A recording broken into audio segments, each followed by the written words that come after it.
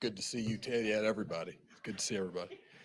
So the two guys that won't work today are Lucas Niang and Fenton. Tyreek and McCole are back and will be out there. All right. Thanks. Appreciate the love, everybody. Got it, Coach. Okay. Thank you. Yes, sir. Hello, everybody.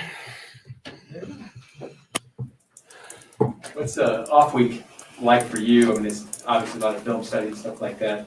You find some progress in that off week in the special teams? Yeah, you go back and you do a lot of self-scout. You want to see what other teams are looking at. You know, what are they seeing? Or do you have any tendencies? Are you doing anything 100% of the time? That's where you have to be careful.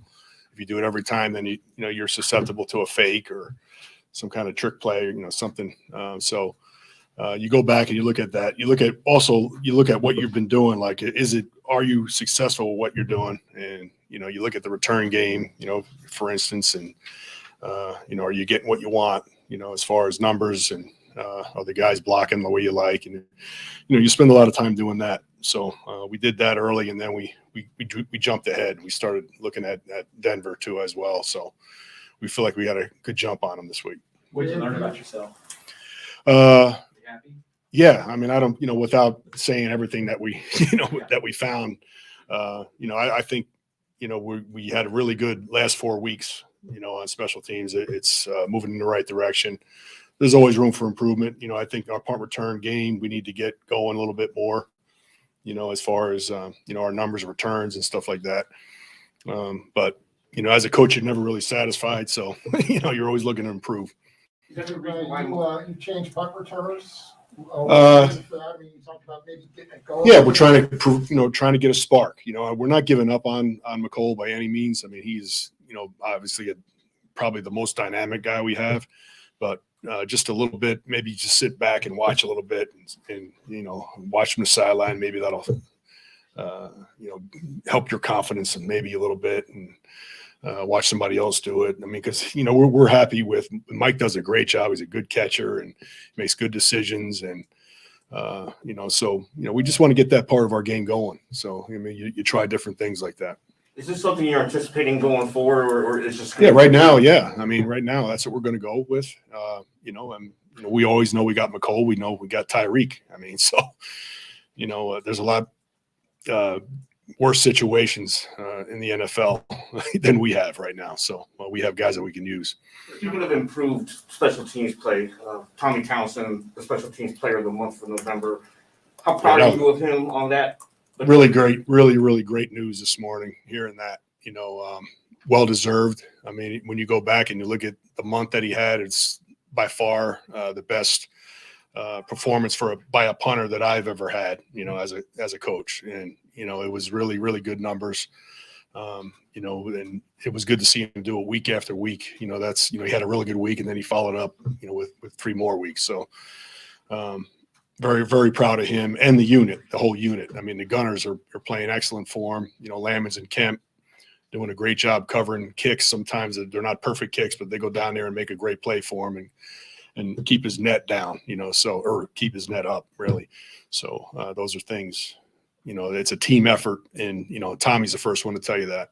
Coach, we talked about it before, more leading into the season, but a Super Bowl like the one Townsend had can maybe throw off somebody quite a bit. How proud are you in the prism of he was? Yeah, I mean, from that point, it was probably his low point of his career, that one play, and he had to live with that the whole off season and, start the year off with that on his mind. And I think, it's behind him now. I mean, you could say, he's bounced back in a big way.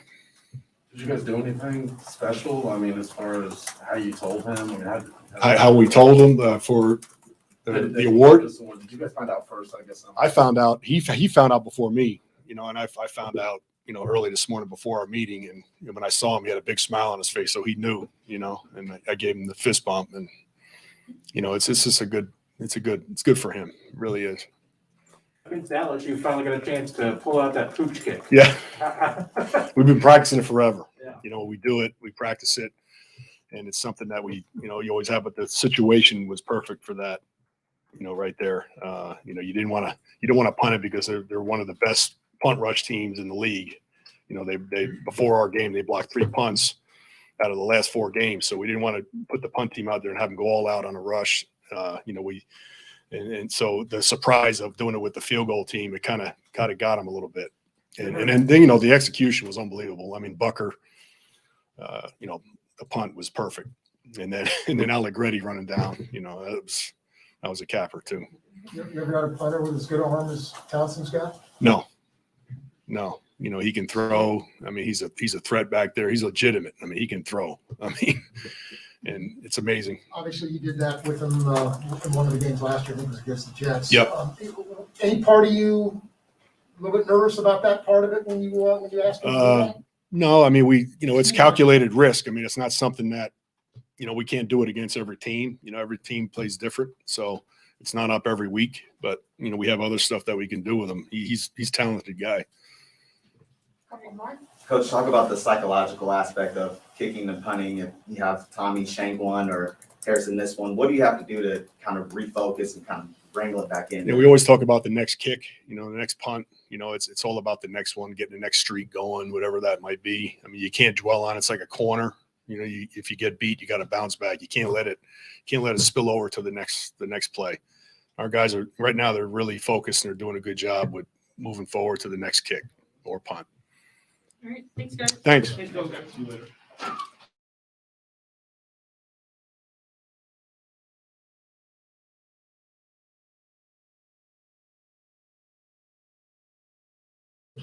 How's everybody doing? See some nice Chiefs gear on there, which is pretty good. I'm ready to go. I'm just going to open it up. It's been a while, obviously, with the bye week and all. We're refreshed and freshened up, and just clearly knee deep into the next opponent, which is the Denver Broncos. So with that, I'll open it up. I'm sure one of the things when you're self-scouting is not that you wouldn't have already known a piece of this anyway, but figuring out why it's been so much better over the past month than it was over the first couple. What do you sort of? Yeah. Listen, I'm always looking at the holes or what needs to get better. I'm glad that it's been better in the last 4 weeks. When you piece the whole thing together, to me, the most important thing is points allowed, right? That's what we're always gearing toward. We knew we had some weaknesses in certain areas, earlier in the season. Some of it's gotten fixed. We still got a long way to go.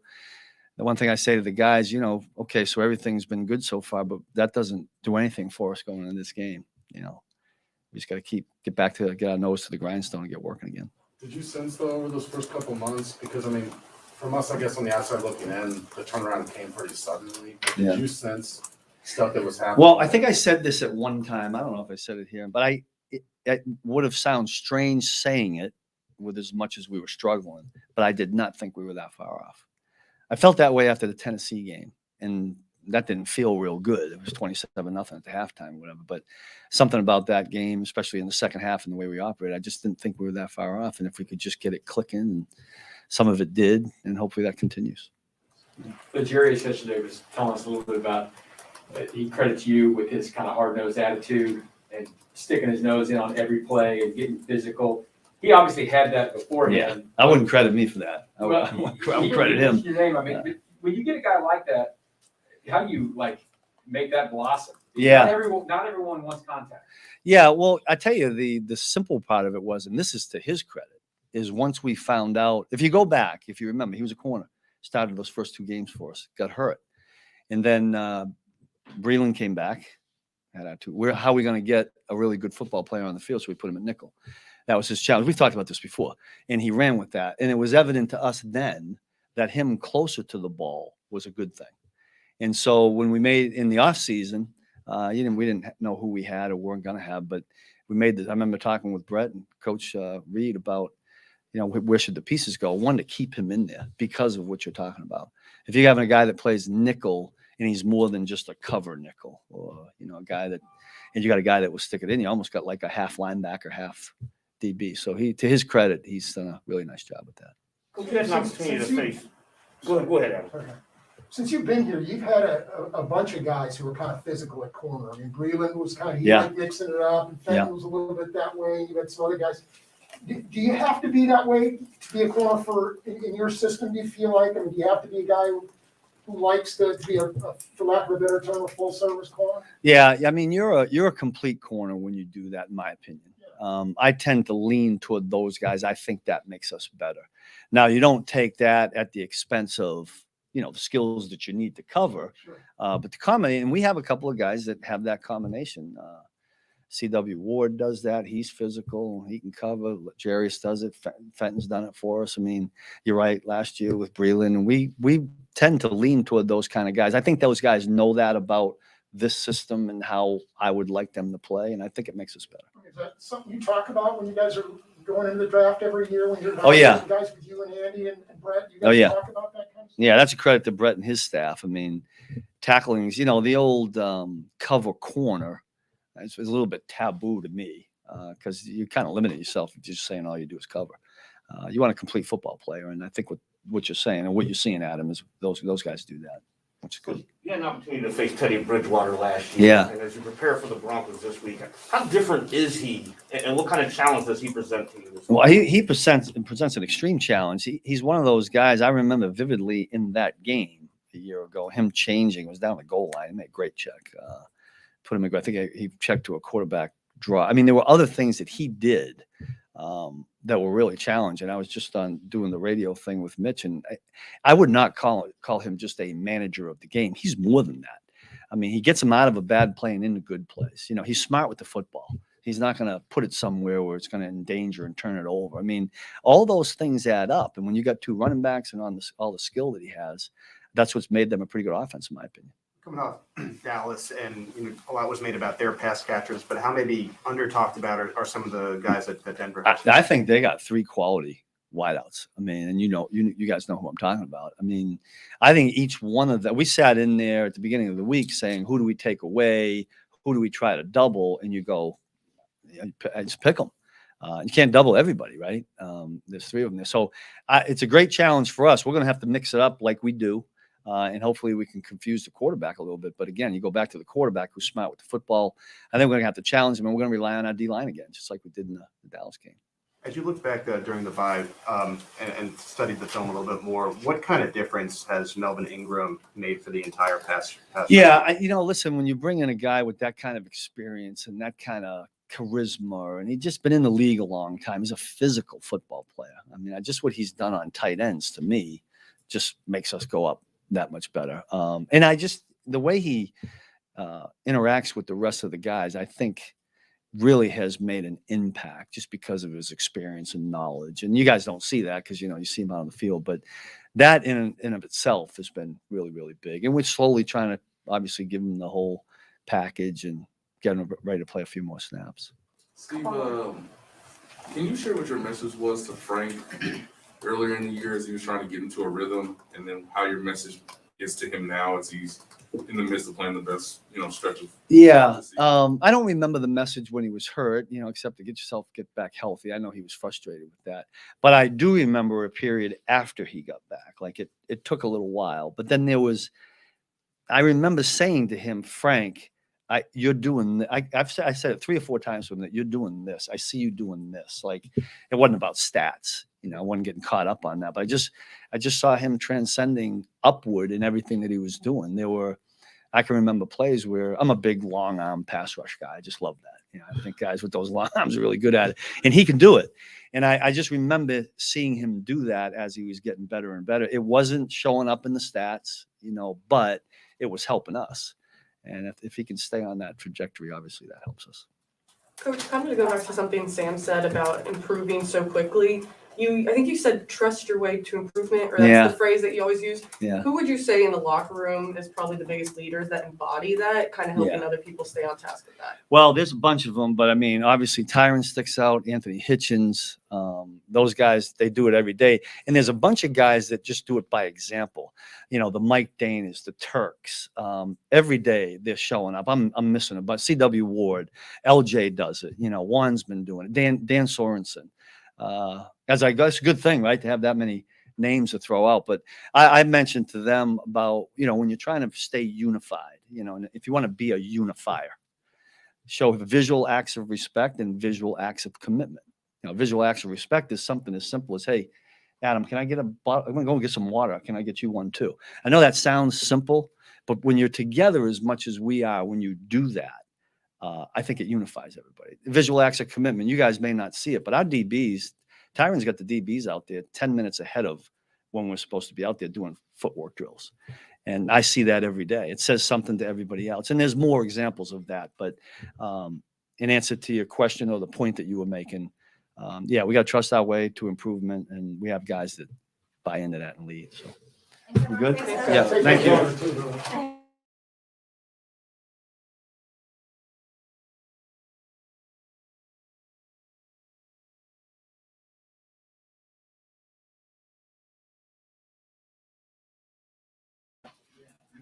Got a stretch, coach. That knee I got an old knee, and I ain't had no surgery, so you know it's bad if I got to get my knee loose.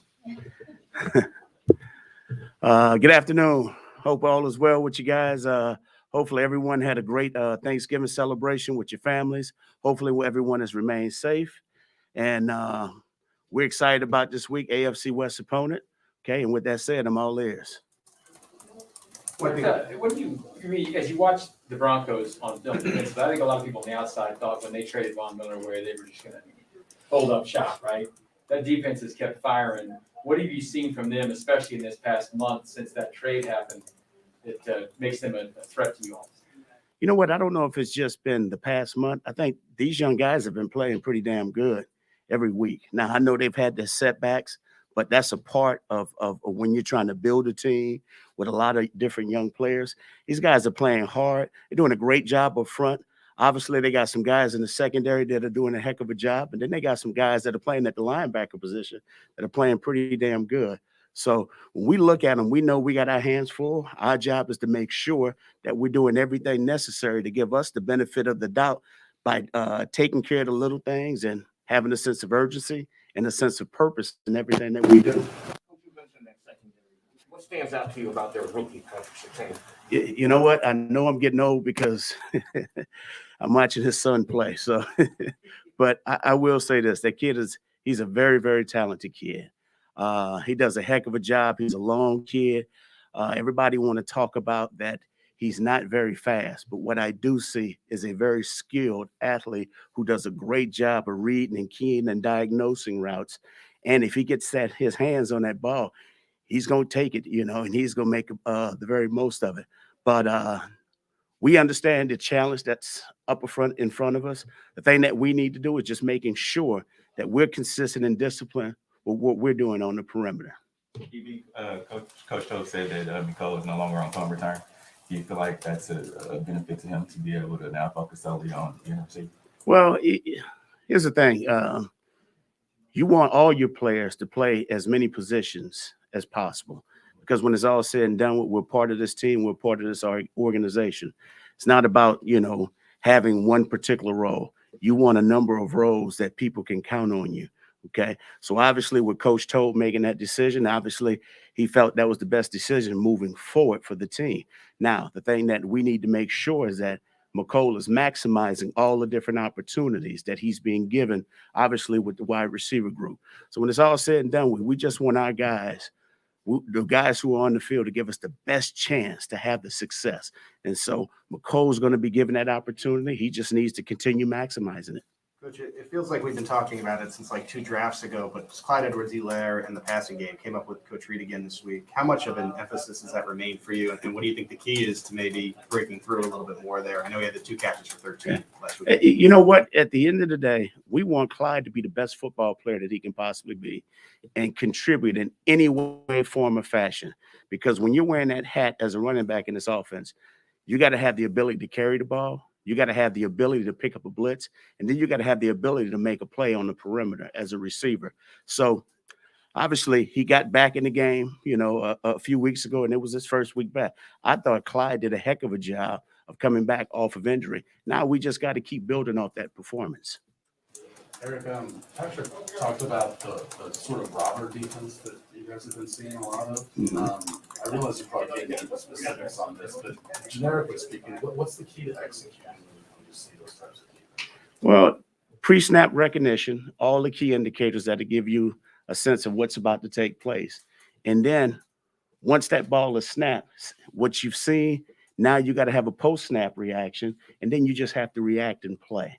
So, yeah, teams are doing a good job of mixing up different coverages, whether they're playing some form of 11 robber, they're bringing that guy down late, or they're playing their shell defense and cheating another guy down late. But that's all a part of it. Our guys know exactly what's going on. I think our coaching staff do a great job of preparing those guys for those particular moments. We just need to make sure that we're consistent and disciplined in what we're seeing and then reacting and playing. When you say post-snap recognition, I understand a lot of that's on Patrick, but is it a combination of also the receivers also? Oh, yeah. Oh, yeah. So I talk to the players each and every week because there's about 16 to 20 things that our guys have to think about as they break the huddle and coming up to the line of scrimmage. So, it's all about your alignment. It's all about knowing your assignment. Okay. Then you got to have a pre-snap indicator of what's taking place. And then when that ball is snapped, everybody needs to know exactly what just took place, because they're not going to stand there like the old electric football when we grew up, So, but these guys are going to move. So you got to have post-snap awareness of what's taking place, not only in the back end, but on the front end. And so our job as coaches is to make sure we're giving them all the different looks that they need to see in order to go out and be the best that they can be on game day. Is that a little bit of the reason why, a guy can't just come in here and immediately, 3 days after he arrives, be fully caught up on the offense and ready to make an impact? I mean, did you have to learn those things and be on the same page? Oh, I mean, it's tough. I mean, there's a lot to learn, not just what we do offensively, you know what I mean? It's like learning a different language every time you go someplace, someplace different. So here we may speak Spanish, at another place they may speak French. So, and then on top of that, understanding exactly how we're using, what terminology are we using when we're talking about different coverages and different defensive schemes. So yes, there is a lot of things to learn. And that's why you appreciate the guys that we do have. Because first and foremost, they're smart, they're very, very intelligent. Okay. And then all the things that we're putting on their plate for them to go out there and react and play and still at a high level. It just goes to show you that these are some special individuals. Trey talked to us yesterday about the personal foul penalty and what he kind of learned from against Dallas. What was your message to him about that experience and what you kind of can and can't say on the field? Keep your mouth closed, Trey. It was simple. Keep your mouth closed. So, and here's the thing. Trey obviously made a mistake. It was nothing that he intended to do. Life happens, okay? So I always tell the guys, we live play to play when we're involved in this game. You can't let a previous situation impact anything that we're doing moving forward.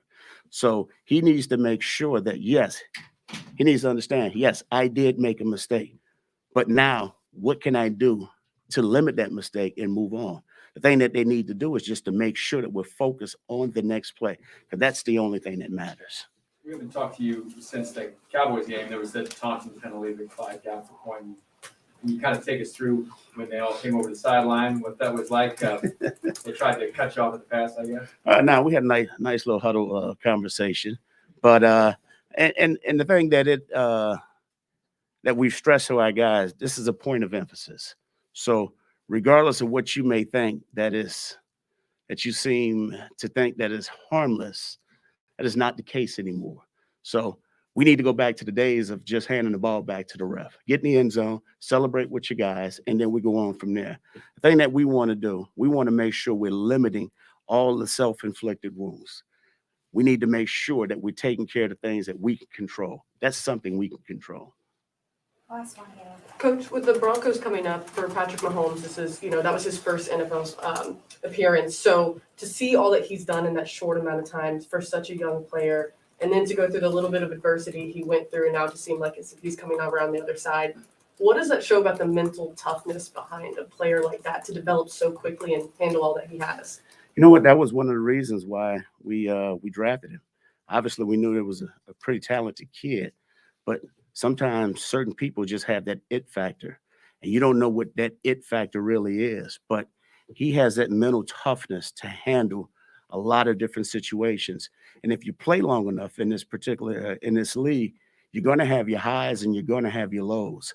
So as you go through a season and the journey that you're taking, Sometimes that journey can take you in a great direction, but sometimes that journey is going to take you in a direction where you're going to have to deal with a lot of different issues. So we've dealt with some lows, but the thing that I appreciate about him, he understands, hey, he has to keep throwing the football. It ain't like we're going to stop throwing the ball. So he got to continue to play. And on top of that, Pat is not afraid of being vulnerable and admitting his mistakes. And I think that makes him a very admirable player and a person, but also too, it exhibits his type of leadership that he has because, hey, if he's taking ownership in what he's doing, everyone else needs to make sure that they're taking ownership as well. So I admire everything and that he's done, but also too, and you guys have heard me say this throughout the course of the season, if we handle those situations the right way, they're going to pay benefits, huge benefits for us as we continue throughout this season. Because if you can go through and weather the storm, the only thing we're going to do is get closer together. And that's what this is about, making sure that our team is bonded, heading in the right direction. Thanks, everyone.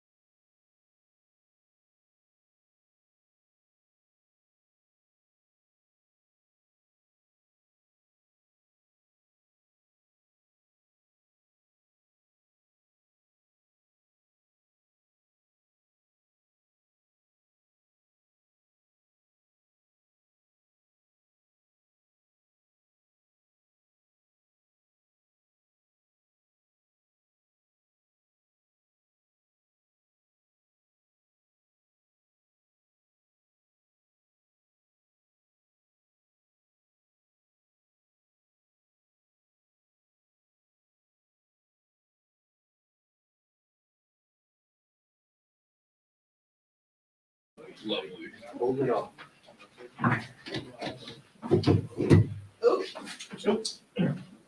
Just kidding.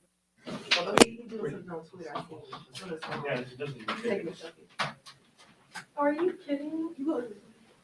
You know what's gonna happen, Adam? They're gonna come in mid Frank Clark and be like, oh, by the way, you guys have to be out of here now for the media because your time is starting. Yeah, our time. You guys gotta be out of here by 1.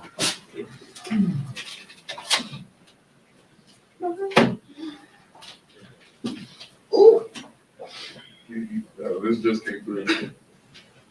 Saturday? Yes, this Saturday. Amen. At 11. I'm gonna call you back. I'm gonna call you back. All right, guys, we got about 5 minutes here, so go How y'all ahead, doing? fire away. I need the best questions in 5 minutes. You guys on the defensive side have really been holding it down pretty well. Spags was talking about how he felt you guys were close, but it's really hard to say that publicly when it didn't look like that. And now it's looking like that. What's been the glue for y'all that kind of get that thing going to where you played as well as you have the last month or so? I feel like, just playing together. I said it a few weeks ago, is just, you start the season off, you got all these different parts. You got new guys, you got, guys coming off of, just recovering from different injuries from the past season. You got guys coming off, the offseason high, just being away from ball for a little bit. And, sometimes that takes a little while to get back. That camaraderie of being a team, been on the same page and stuff like that. The stuff that people are usually, used to seeing these past few years, with us is just, all those things that take time. So like I was saying a few weeks ago, it took a little time, and we just finally starting to get back, in rhythm and, just starting to get some juice back. Frank, what do you feel like you guys have won so successfully on first down more to get to third down? I know you talked about that before, winning on first down to actually, earn the right to rush the passer. Why has that worked so well over this 4-game winning streak? And how does that feel when you won on first and second down and you now get that chance on third? I mean, for real, you want to rush the passer. You know what I'm saying? Like, you want to do it with, with reasonable yards, like give you a chance. Like, you don't give yourself a chance when you let the offense get you to a lot of 3rd and 2s, 3rd and 1s. It's a higher chance of them, converting that third down compared to, and less chance of you at the defense, y'all getting the opportunity to pass rush. You got a group of guys on our defensive front who's eager to pass rush. Myself, Chris Jones, you got Mel. Now we just added, and you got these group of guys who just, all we want to do is pass rush on third downs, but, we kind of take it and make it hard on ourselves when we, don't do a great job of stopping that run on first down, second down, to allow ourselves to and put ourselves in position to do that on third down.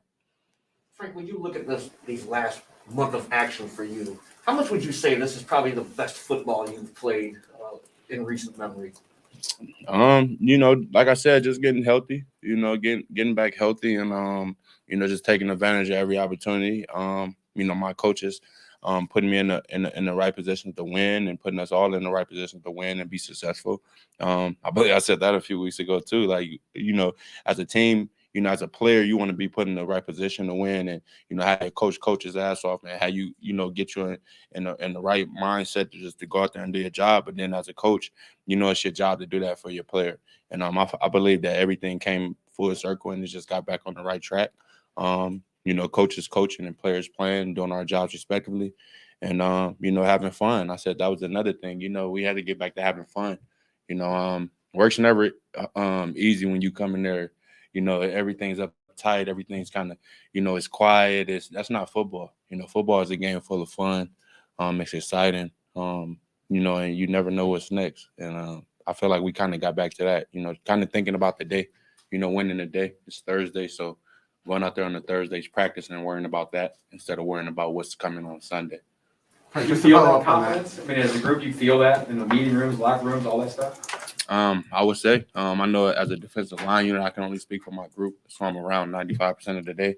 I truly do feel that. I feel like we coming around and we just starting to feel each other. It's a feel, kind of a buzz you get, and you start to, myself being here 3 years and being in the league 7 years now, you kind of start feeling it. When your team got that buzz, when y'all kind of starting to feel it, that confidence, that swagger. And I feel like we kind of starting to feel that, getting in that phase right now. And like I said, just having fun. It's a fun game when you're able to come in your job, thing you love to do, and smile and just go out there and compete with your boys. And talk about it. Good play or a bad play. It's just as long as y'all doing it together. The last piece when you go, Pete. Frank, you mentioned the fun and the swagger being back. So perhaps it wasn't there at the beginning of the year. Just how challenging was it for both you personally and as a room to sort of push through that and get to where you are? It's challenging. I mean, every year you come in, being in the NFL is challenging. You know what I mean? It's not an easy job. It's a hard job. It's not a job where a lot of people, make it. And, being able to, just stay focused on the ultimate goal and not get sidetracked by all this stuff, that's not that important. Relating to that is important. I feel like we've done a good job keeping all the noise down to a minimum and, win, lose, or draw, just keeping everything in-house and staying focused on us and what we have to do as a team to get better. Whether we have a good game, a bad game, a win, or a loss, it's always been very judgmental in everything we've done, being very critical of ourselves and doing everything we can at the end of the day to go out there and successfully win a game on Sundays. Thanks, Frank. Thanks, Frank.